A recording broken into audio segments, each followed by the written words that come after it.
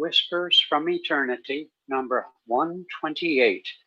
It's called, by Paramahansa Yogananda, I beheld thee hiding behind the flowers. I looked at a flower and prayed. Suddenly, O Father, I beheld thee hiding there. It exuded to me the perfume of thy presence. I saw the blush of thy purity coloring its petals. It was the gold of thy wisdom that shone in its heart. Thine all-embracing, upholding power filled its delicate calyx. The mystery of life and immortality lay in the pollen, lifted by the bee when it tasted thy sweetness. Oh, teach me thy wonders of creation, which are hinted at in even the tiniest roadside weed. Well, in this time of earthly troubles, and here on the West Coast, we're suffused with smoke from hundreds of fires from California to Washington. But there it is, in the tiniest roadside weed lies immortality. You know, it amazes me really how people can not imagine there isn't a higher power. I hesitate to use the G word, God, because it sort of turns people off for a lot of reasons, some of them good reasons.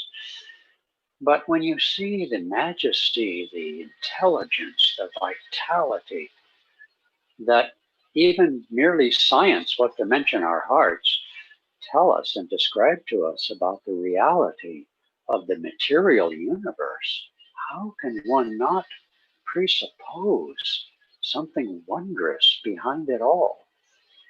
Curiously, you know, I'm doing a class number 2 is tomorrow night, Wednesday night, exploring sort of how we got to this place in culture and society and where perhaps we're going. You can join us in class number 2. Don't know if we'll end up having all 4 classes, but it just depends on our conversation with people. Tomorrow night, I want to talk about on the theme, God is dead.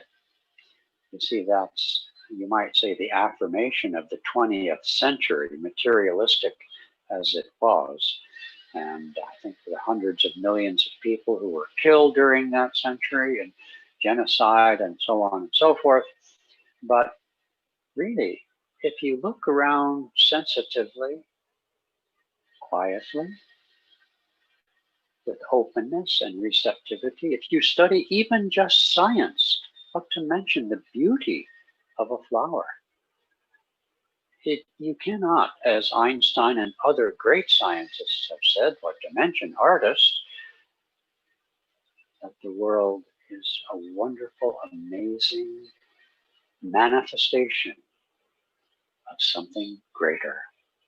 You know, quantum physics, or maybe it's astrophysics, one of the things on my agenda during this course I mentioned on Wednesday nights, tells us that only 5% of the universe is visible matter. 95% of the cosmos is invisible to our senses, to our telescopes, to our radio telescopes, etc. And I want to explore in this class series, what does that mean? Well, just as a simple roadside weed with a little flower, like those things, yellow things out there in my lawn that my neighbors don't care much about, even that hints at just a miracle of creation.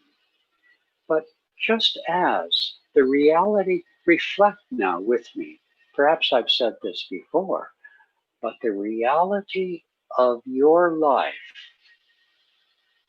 resides far more greatly than the things that you are surrounded by. I mean, how much time do you think about your car or even your house or your clothes? I mean, you think a lot about those things. You're probably not watching this anyway.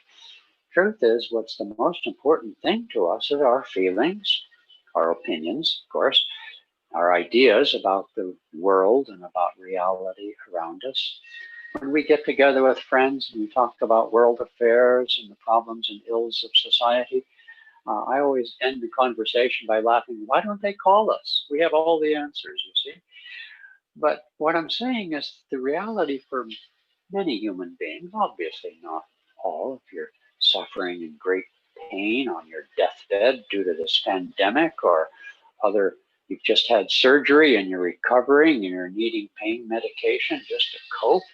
But still, most people, most of the time, are concerned with their thoughts and their emotions, not with the objects of this universe. 95% of reality is perception. 95% of your personal reality resides within you. The outer circumstances, they come and they go, and so on and so forth. And so this is a truth that we can only acquire, or more than acquire, to open up to feel. It is not a truth that can be logically explained. After all, when you, dandelions, that's what they're called. You know, most of my neighbors, well, I do too, just mostly for the sake of my neighbors, will mow their dandelions, right? But what to mention, look at them with great awe at their beauty, at the very fact that they exist.